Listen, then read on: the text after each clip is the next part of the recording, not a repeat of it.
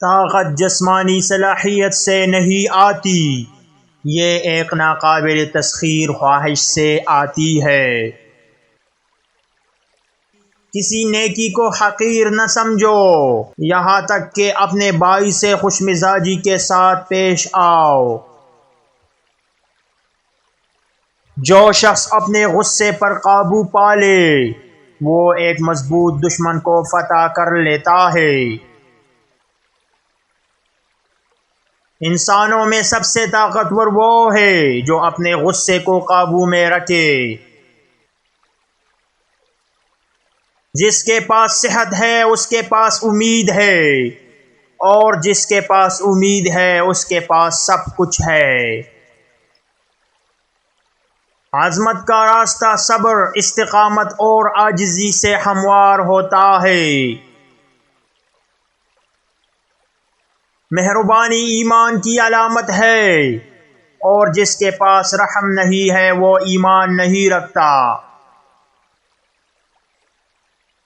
اگر کسی قوم کو بغیر جنگ کے شکست دینی ہو تو اس کے نوجوانوں میں فحاشی پھیلا دو۔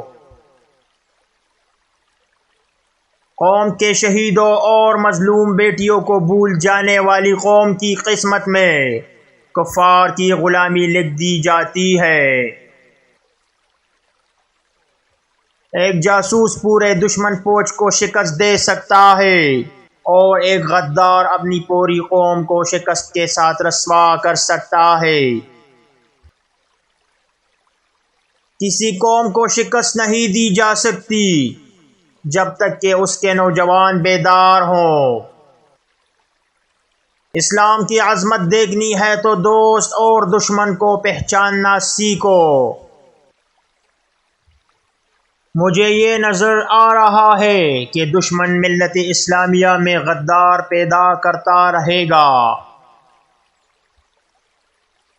زندگی میں کبھی بھی اپنی نظر سے دشمن کو نہ دیکھے، ہمیشہ اللہ کی رضا کے ساتھ دیکھے۔ جس قوم کی زبان اور ہونٹ سے اللہ کا ذکر مٹ جائے وہ برباد ہو جاتی ہے۔